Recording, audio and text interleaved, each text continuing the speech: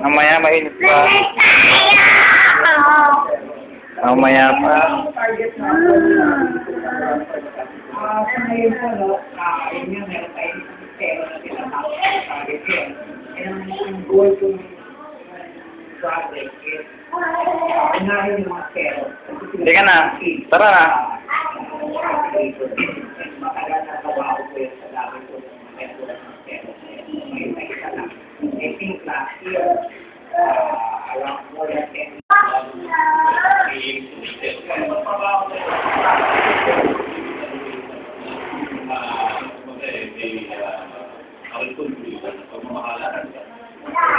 problema natin.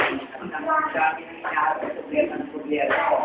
So, mali na lang po yung attention na nabibigay sa mga bagay niya.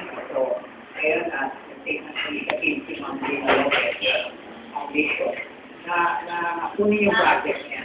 Nakakuha po tayo ng mga financial donations from our sponsors. And then, kulang pa rin po yun. Kaya gumagawa po tayo ng mga investment ng transfer package para makalipot. Okay, mabilis na lang, direct